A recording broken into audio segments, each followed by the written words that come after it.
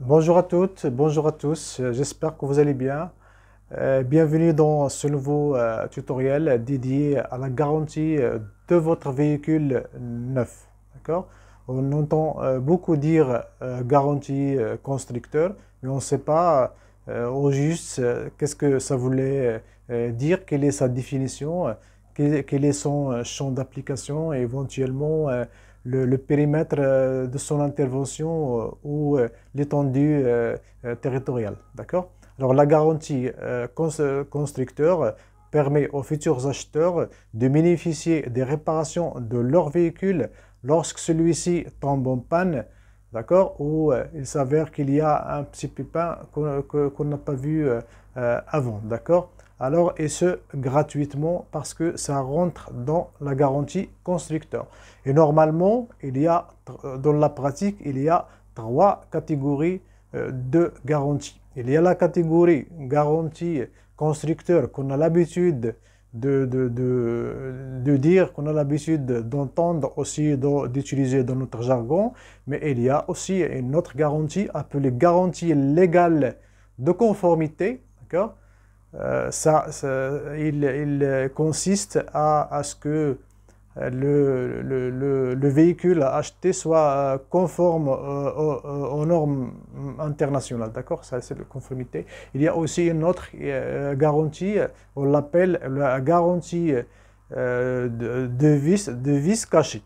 Vis caché, lorsqu'il y a un petit problème, un dysfonctionnement du véhicule qui n'est pas apparent, qui est avant d'acheter le véhicule. Ces deux garanties interviennent dans ce territoire-là, c'est-à-dire avant même d'avoir le véhicule, de la mise en main de ce véhicule. D'accord? Par contre, la garantie constructeur intervient après votre achat de véhicule. C'est une intervention post-achat. D'accord? Vous voyez la différence, mais en général, on regroupe tous ces éléments dans un seul panier qui n'est autre que la garantie constructeur. La garantie constructeur et elle englobe tous les défauts, toutes les anomalies existant sur le véhicule, que ce soit avant l'achat ou après l'achat. C'est hyper important de faire ce distinguo. D'accord? Il y a autre chose, l'autre question, qui sont comment dirais-je, les composantes qui rentrent en jeu, qui rentrent dans cette garantie, d'accord, durant la période de garantie. Je rappelle que les conditions de garantie varie d'un constructeur à un autre, pas la même, parce qu'il y a ceux qui proposent comment dirais-je, des durées de garantie de 3 ans avec une limitation en termes de kilométrage. Il y a des autres qui dépassent cette échéance-là, qui dépassent cette durée. Mais il y a un élément aussi très important pour vous, c'est que même si vous avez une garantie de 3 années sur un véhicule avec un kilométrage limité, il y a possibilité de procéder à une extension de cette garantie, d'accord, pour vous couvrir dans les bonnes conditions, et dans les normes, d'accord. Il y a autre chose. Pratiquement, qu'est-ce qui rentre en jeu dans cette garantie constructeur, d'accord? Il y a les réparations mécaniques. Si vous avez un problème mécanique, c'est à la charge du constructeur, à la charge du concessionnaire, et ce gratuitement. Il y a aussi les pannes électriques, éventuellement les pannes mécaniques.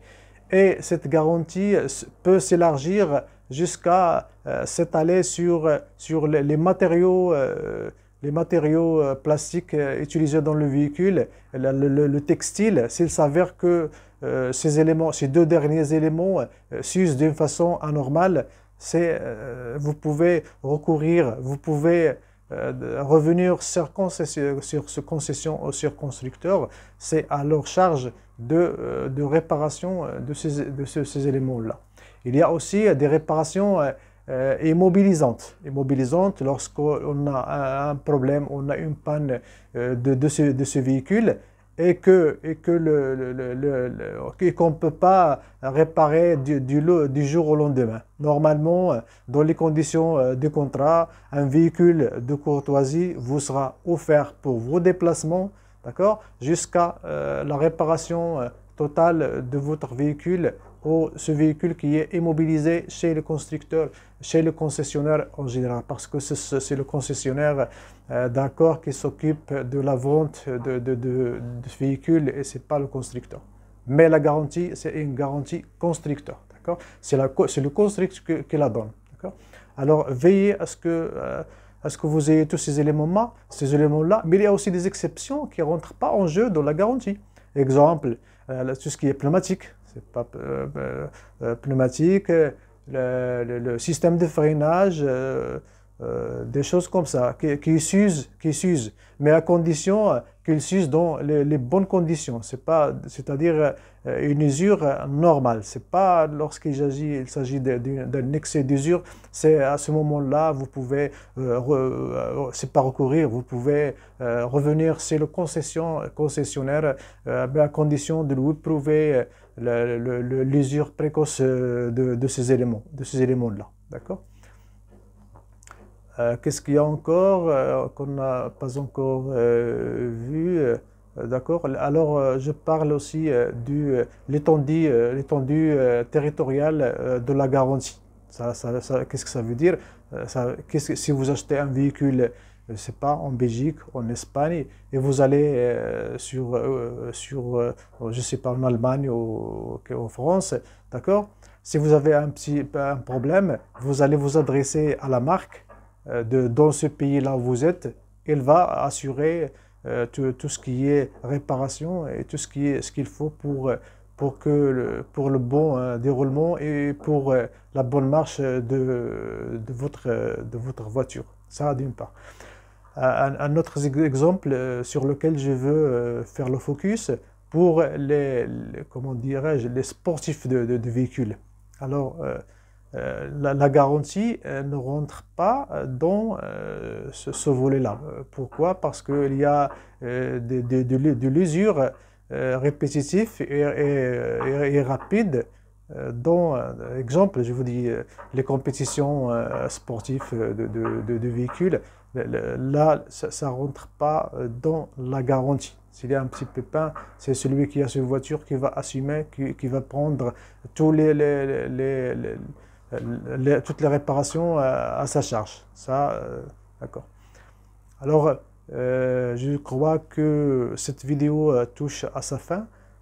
Et je vous invite à voir l'autre vidéo qui va venir, qui va être dédiée au financement de véhicules, parce que la plupart des gens passent par un crédit, passent par un organisme financier pour se faire financer leur véhicule. De toute façon, on va voir ça pour la prochaine vidéo en détail. Et si ce contenu vous a été d'une grande utilité, n'hésitez pas à liker, n'hésitez pas à réactionner la cloche et éventuellement vous abonner. Et merci d'avoir visionné cette vidéo. Au revoir, à la prochaine. Merci.